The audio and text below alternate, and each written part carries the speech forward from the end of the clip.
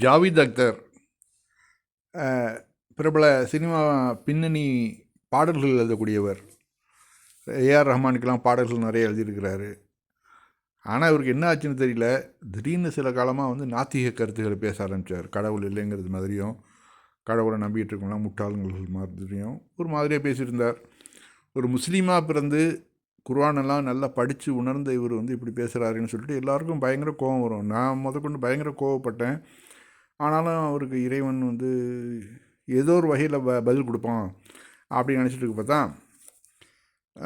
ஷமாயில் நக்விங்கிற ஒரு மௌலவியோட, மதரசாவில் படித்த ஒரு மௌலவியோட, நான் வந்து கடவுள் இருக்குது, நீங்கள் கடவுள் இல்லைங்கிறீங்கள, நான் கடவுள் இருக்குங்கிறத நிரூபிச்சு காமிக்கன்னு சொல்லிட்டு 2 பேருக்குள்ளே விவாதம் நடந்துச்சு. அந்த விவாதத்தில் சில விஷயங்களை மட்டும் நான் பார்த்தேன். அதிகம் ஃபுல்லாக பார்க்குறதுக்கு எனக்கு டைம் இல்லை. அந்த பார்த்த வகையில் எல்லா புகழும் இறைவனுக்கு. அந்த ஷமாயில் நத்வியை வந்து என்ன பண்ணார், சூப்பரான பாயிண்ட்கள்லாம் எடுத்து வச்சார். இவர் ஜாவித் அக்தருக்கு அப்படியே கை காலெலாம் அப்படியே நடுக்க ஆரம்பிச்சிருச்சு கொஞ்சம் நேரத்தில், பயத்தில். இந்த பேட்டியை பார்த்துட்டு அதுக்கு பிறகு கீழே வந்த கமெண்ட்ஸ் எல்லாம் பாருங்களேன். மகேஷ் சர்மா அவர் என்ன சொல்கிறாரு, ஐ வாஸ் ஏ ஹிந்து பட் அல்ஹம்துலில்லாஹ் ஐ அச்சீவ்டட் இஸ்லாம் ஆஃப்டர் வாட்சிங் திஸ் வீடியோ, மே அல்லா கிரேண்டஸ் ஜன்னா அப்படிங்கிறாப்புல. நான் ஹிந்துவாக இருந்தேன், ஆனால் இப்போ இந்த டிபேட்டை பார்த்தோன்னே நான் முஸ்லீமாக மாறிட்டேன் அப்படிங்கிறாப்புல. சூன் ஐ வில் அச்சீவ்ட் இஸ்லாம் இன்ஷா அல்லா, இஸ்லாம் இஸ் ட்ரூ ரிலீஜன் அப்படிங்கிறாப்புல இன்னொரு ஆள். அடுத்தாப்புல பாருங்கள், I was a Hindu born and then atheist, அல்ஹம்துலில்லாஹ் ஐ அச்சீவ்டட் இஸ்லாம் ஆஃப்டர் வாட்சிங் திஸ். இந்த டிபேட்டை பார்த்தது பிறகு நான் வந்து முன்னாடி வந்து நாத்திகனாக இருந்தேன், இப்போ நான் வந்து இஸ்லாத்தை ஏற்றுக்கிறதுக்கு ரெடியாக இருக்கிறேன் அப்படிங்கிறாப்புல. அடுத்தாப்புல பாருங்கள், ஐ எம் ஹிந்து தியாகி கன்வெர்டட் டு இஸ்லாம் அல்ஹம்துலில்லாஹ். எல்லாம் வந்து இந்த டிபேட்டை பார்த்தது பிறகு தான். I am mingle Hindu man but after this debate I will achieve Islam அல்ஹம்துலில்லாஹ். I am Hindu after this I willing to achieve Islam இன்ஷா அல்லாஹ். I am Hindu I will convert to Islam as soon as possible before I die, Islam is true religion அப்படிங்கிறாப்புல. நான் வந்து கண்டிப்பாக இஸ்லாத்தை ஏற்றுக்கிறேன், as soon as possible before I die. அதாவது இறக்கிறதுக்கு முன்னாடி நான் வந்து எப்படி இஸ்லாத்தை தள்ளிவிடுவேன். இஸ்லாம் இஸ் எ ட்ரூ ரிலிஜன், இஸ்லாம் வந்து உண்மையான மதம் அப்படின்னு மார்க்கம் அப்படின்னு சொல்கிறாப்புல. ஆக இந்த ஒரு கெட்டதுலேயும் நல்லதுன்னு சொல்லுவாங்களே, அது மாதிரி இந்த ஜாவித் அக்தர் இது மாதிரிலாம் பேசாமல் இருந்ததுனாக்கா எத்தனை பேர் முஸ்லீமாக வந்து மாறி இருக்க மாட்டாங்க இல்லையா. கிட்டத்தட்ட 10,000க்கு மேலே முஸ்லீமாக மாறி இருக்கிறத கணக்கு சொல்கிறாங்க. அது எந்த அளவு உண்மைன்னு தெரியல. எல்லா புகழும் இறைவனுக்கு. இனி அடுத்த தலைப்புக்கு போவோமா? மற்றும் ஒரு அழகிய செய்தி. பஞ்சாபில் வந்து ஏற்கனவே ஒரு குருத்வாராவை வந்து மஸ்ஜிதாக நமக்கு இனாமாக கொடுத்தாங்க முஸ்லீம்களுக்கு. இப்போ ஒரு மூதாட்டி வந்து பல கோடி ரூபா மதிப்புள்ள ஒரு இடத்த முஸ்லீம்களுக்கு மஸ்ஜித் பள்ளிவாசல் கட்டிக்கிறதுக்காக கொடுத்துருக்குறாங்க. அதை வந்து ஒரு சீக்கியர் வந்து தன்னுடைய ட்விட்டர் பக்கத்தில் எழுதின அந்த மெசேஜை நான் அப்படியே படிக்கிறேன் பாருங்க.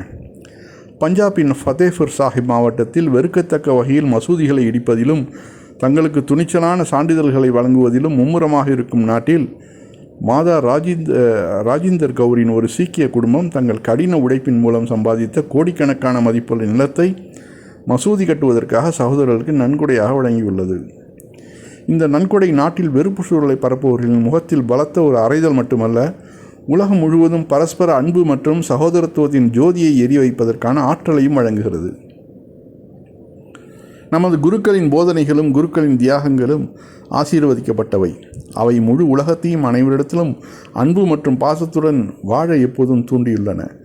மஸ்ஜிதின் அடித்தளத்தை அமைப்பதோடு லூதியானாவின் ஷாஹி இமாம் மௌலானா முகமது உஸ்மான் ரஹ்மானி லூதியான்வி ஜியும் சீக்கிய முஸ்லீம் சகோதரத்துவத்துக்கு அடித்தளம் அமைத்தார். இந்த நிகழ்ச்சியில் சீக்கிய முஸ்லீம் மற்றும் இந்து சகோதரர்கள் ஆர்வத்துடன் பங்கேற்றனர். என்ன அருமையான ஒரு மெசேஜ் கொடுத்துருக்காரு பாருங்கள். நம்ம ஏற்கனவே நம்மகிட்ட இருந்த மஸ்ஜிதை பிடுங்கிக்கிட்டு இன்னொரு 3000 மஸ்ஜிதை பிடுங்க போகிறோன்னு சொல்லிட்டோம் இந்த இந்துத்துவவாதிகள். அலைஞ்சிட்ருக்கிறாங்க. ਸਿੱਖ ਮੁਸਲਿਮ ਭਾਈਚਾਰੇ ਦੀ ਆਪਸੀ ਭਾਈਚਾਰਕ ਸਾਂਝ ਮਿਲਵਰਤਨ ਅਤੇ ਪਿਆਰ ਦੀ ਮਿਸਾਲ ਉਦੋਂ ਉੱਭਰ ਕੇ ਸਾਹਮਣੇ ਆਈ ਜਦੋਂ ਜ਼ਿਲ੍ਹਾ ਫਤਿਹਗੜ੍ਹ ਸਾਹਿਬ ਦੇ ਪਿੰਡ ਜਖਵਾਲੀ ਵਿਖੇ ਸਿੱਖ ਭਾਈਚਾਰੇ ਵੱਲੋਂ ਆਪਣੀ ਮਿਹਨਤ ਦੀ ਕਮਾਈ ਨਾਲ ਖਰੀਦੀ ਕਰੋੜਾਂ ਰੁਪਏ ਦੀ ਜ਼ਮੀਨ ਮੁਸਲਿਮ ਭਾਈਚਾਰੇ ਨੂੰ ਪਿੰਡ ਵਿੱਚ ਮਸਜਿਦ ਬਣਾਉਣ ਲਈ ਦਾਨ ਵਿੱਚ ਦੇ ਦਿੱਤੀ, ਜਿਸ ਦੀ ਇਲਾਕੇ ਵਿੱਚ ਕਾਫੀ ਸ਼ਲਾਘਾ ਦੇਖਣ ਨੂੰ ਮਿਲ ਰਹੀ ਹੈ।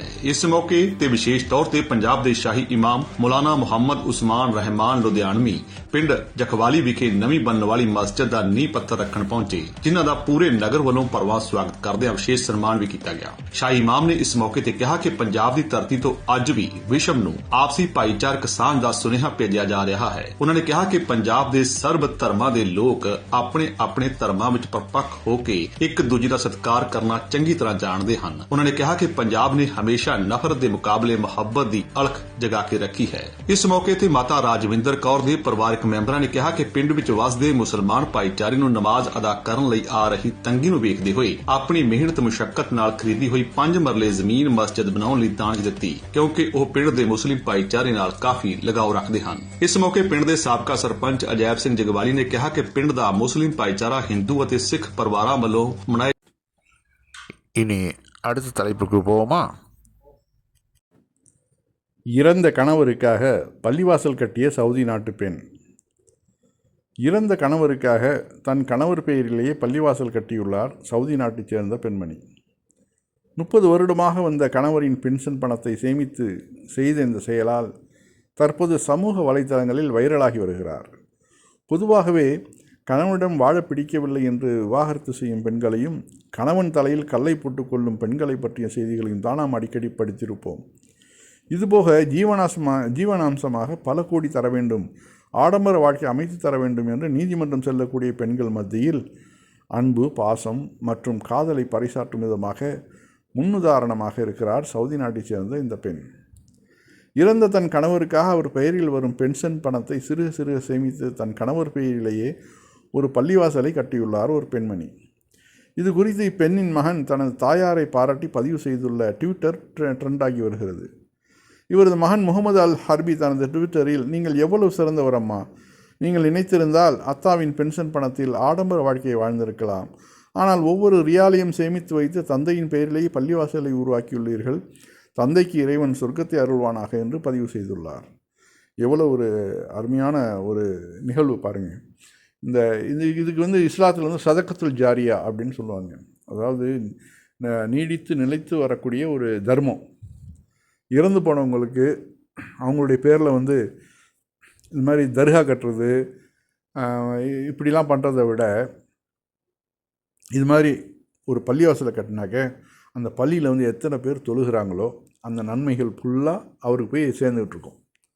அதே போல் ஒரு தண்ணீர் பந்தல் அமைக்கிறார்.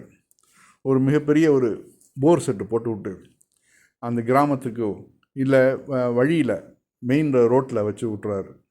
அப்போ அங்கே வரக்கூடிய மக்கள் எல்லாம் எத்தனை பேர் தண்ணீர் அருந்துறாங்களோ அந்த நன்மைகள் ஃபுல்லாக அவருக்கு போய் சேர்ந்துக்கிட்டுருக்கும். அதே மாதிரி ஒரு கல்வி சாலை கட்டுறாரு.